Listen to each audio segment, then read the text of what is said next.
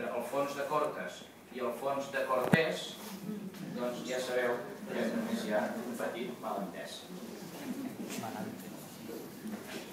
Finalment, si els catalans no haguéssim tingut res a veure a Amèrica com se'ns ha fet creure i se'ns ha fet passar per l'embut any rere any, segle rere segle, com podríem explicar que quan el 1573 en Domingo Teixeiras dibuixa totes les terres del món conegudes fins aleshores, quan dibuixa el continent americà i el divideix amb la línia de Tordesillas del 94 entre Portugal, i veieu els escuts portuguesos en vermell i negre, i Espanya, com és que no hi pinta la bandera de Castella? Com és que hi pinta a tot arreu la bandera de Catalunya? Però potser perquè ells ja sabien que Amèrica era catalana. I en tot cas, Ferran el Catòlic, com diu en el seu testament, quan jo mori, cediré la part meva corresponent a Amèrica a la meva filla Joana. Per tant, els entesos també diuen, però com li pot cedir la seva filla Joana unes terres que no tenia? Oi? Sempre pensant al revés, no, li cedeix les terres que tenia perquè ell sabia que les tenia. Perquè el papa els havia concedit també, i a Barcelona s'havia proclamat l'agulla, Pere Garcia es proclama l'agulla de la possessió del Nou Món a les terres de Ferran el Catòlic, el bisbe de Barcelona proclama a cap més altre bisbat d'Espanya. Per això en Colom també torna a Barcelona. Per això tenim la bandera catalana, que és la batalla entre Colón i Francisco Porras. Fixeu-vos, la batalla entre Colón i Francisco Porras, amb unes banderes que després, amb unes estrelletes, s'acabaran convertint en la bandera dels Estats Units. Aquí també, la batalla entre Vaca de Crasto i el Magro del Mosso. Tots lluiten amb banderes catalanes, o banderes molt semblants a les catalanes. Almenys això és una bandera catalana brisada, o sigui que han canviat un metall, han canviat l'or per argent. Pot tenir un significat polític, pot tenir un significat maçònic, pot tenir un significat heràldic, potser no? Ningú ha estudiat totes aquestes banderes vermelles i blanques que apareixen al Nou Món en tropes castellanes. Però hi són, i n'hi ha moltes, I els orígens dels Estats Units són vermella, blanca i vermella, però també groga i vermella. Per acabar, Isla de Xàtiva. L'Isla de Xàtiva no està davant de València ni davant de Xàtiva. Aquesta illa és Tierra de Fuego.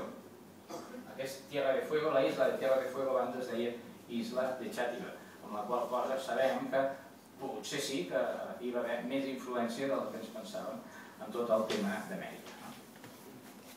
Anem gairebé tancant el tema d'Amèrica amb la vestimenta. A la majoria de llibres on hi ha dibuixos de castellans sempre els pinten en barretina. Com tots sabeu, desde yo soy castellano y llevo barretina y el que me la toque le corte la sardina. Fixeu-vos els mariners. Això està escrit per gent i dibuixat i pintat per gent que va conèixer els primers. Si nosaltres ho pintéssim, potser ho faríem d'una altra manera, però això va ser pintat al segle XVI per gent que va veure aquests mariners anant i tornant d'Amèrica i els va pintar tal com els veia, en cervells, que són aquesta mena de calçotets amples, que són molt propis de les terres meridionals, uns pantalons bombatxats, i jo me n'havia posat per ballar el galop de panderetes, que és un galop valencià, es porten cervells, i després aquesta barretina, que tot el món dice los típicos marineros con la típica gorra cònica roja, no? Doncs sí, la típica gorra dels mariners, com recull Vamades, en el seu llibre sobre la barretina, diu tots els mariners que van a Amèrica o en Colom duien barretina. Doncs bé, busques en els gravats i en els gravats també surt. Per tant, tenim una prova més de la indumentària d'aquest llibre. I finalment, els que van fer la volta al món també regalaven barretines, perquè en els textos hi diuen que per atreure els indígenes del Pacífic portaven unes gorres vermelles, barretines, i citen així, hi ha un cronista que diu barretines, i atreien els indígenes amb aquella gorra, i quina gràcia, no? I aleshores tenim aquí un llibre de 1673 que il·lustra el llibre amb la nau Victòria, i si pots ampliar una mica més, i la nau Victòria, veieu, també no porta banderes de Castells i Lleons, sinó que també porta aquesta bandera dels narcotraficants catalans. Finalment, quan parlo de la Celestina, que la gent m'acostuma a dir que m'ho inventen bé, que m'ho invento tot, però no saben que hi havia un doctor en dret medieval, que es diu José Guillermo García Valdecasas, que ja va publicar un llibre sobre l'adulteració de la Celestina. I ja t'ho diu, la Celestina és un llibre adulterat. No té res a veure una edició amb l'altra, ni l'altra amb l'altra, hi ha tot un seguit de coses raríssimes. I com que ell era expert en dret medieval, va dir, a veure, en lloc de fixar-me en la llengua o en l'acció, em fixo en els fets jurídics, en els fets institucionals, en les taxes, en tota mena de referència legaloide, en quan agafen un assassí, com l'executen, la sentència, les bruixes, què passa amb tot aquest entorn cívico-institucional, de lleis, de context jurídic, l'analitza i diu que la Celestina havia d'haver passat en una gran ciutat de la Corona d'Aragó, o bé Saragossa o València. Això ho explica aquest senyor en aquell llibre. No té res a veure el context jurídic amb Castella. De res. Estaríem davant d'un llibre adulterat, com ell mateix indica. I anem a veure què passaria amb aquesta adulteració. A València apareix la Celestina el 1518, editada per Joan Jofré. I diu, el autor Maduro i Alonso de Proaça. Fixeu-vos, a dalt apareix l'autor i a sota el corrector de l'edició, Alonso de Proaça. De l'Alonso de Proaça hi ha una biografia escrita per un tal Macfinter. Sort que no és mallorquí, perquè si no seria Esfinter.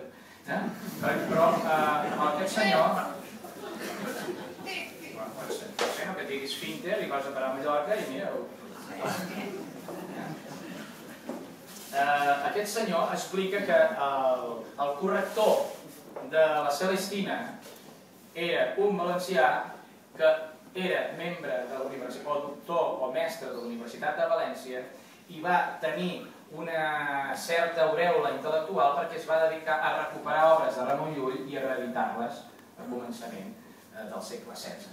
Per tant, tenim un valencià amb carn i ossos que es diu Alonso de Proaça, o Alfons de Proaça, que vivia a València, i per tant que tothom quan el veia deia, sí, és l'Alfons, mira l'Alfons, veus, aquí treballant. En canvi, l'autor de dalt era inventat. Posarem el corrector de carn i ossos, però en canvi l'autor ens l'inventarem? No, segur que no. Segur que l'autor també el reconeixien i per tant aquí el posen amb el vestit que hauria de ser. Sembla un jurista, potser un jutge, no sé si un notari, algú m'hauria de dir alguna entesa en indumentària del segle XV, no? Un professor d'universitat va vestit amb totes les instruments, amb totes les robes d'una professió determinada que sembla relacionada amb l'ensenyament o d'una persona culta i que no té 15 anys. Per això sota posava l'autor adulto, perquè resulta que a l'edició de la Celestina que tenim es diu que era un estudiante de Salamanca. I que els entesos diuen, no, això no ho podria escriure un noi de 18 anys, perquè hi ha passions, emocions, hi ha un coneixement profund de les lleis, de la vida, de les relacions humanes, una cosa que un nen de 17-18 anys no podia de cap manera ni haver viscut ni sospitat que hauria viscut. I per això diu l'autor Maduro. Però què ens passa a l'edició subsegüent o propsegüent de València? Què ens passarà? A València el 1529 es torna a editar la Celestina. Mireu, Alonso de Proaça ha desaparegut. Els hi hauria fer nosa perquè el deurien identificar, però han canviat l'autor madur per un estudiant. I si li poseu una mandolina a les mans és un tonel. Per tant, la història no és una foto fixa, es va arreglant, readaptant a les necessitats de cada moment, però sort que tenim també les altres traces i ho podem reconstruir. No deixa de ser curiós que hagin volgut canviar l'autor i això ens indica que realment l'autor havia de ser també un valencià relacionat amb l'Alfons de Proaça, perquè esclar, aquest senyor havia d'anar a corregir l'Alfons de Proaça, perquè havien d'editar València i ell corregir-lo un llibre que s'havia... Bé, són aquelles coses que encara ens hauríem d'explicar, però jo diria bastant que la cosa va per aquí. Però tenim més coses, no? Si l'autor és de València, el corrector és de València, el llibre s'ha dit a València i està ple d'elements jurídics valencians, potser l'autor també ho era, i potser la llengua també, no? Perquè està ple també de catalanades. Resulta que un dels grans jesuïtes i grans intel·lectuals de l'Espanya del segle XVII,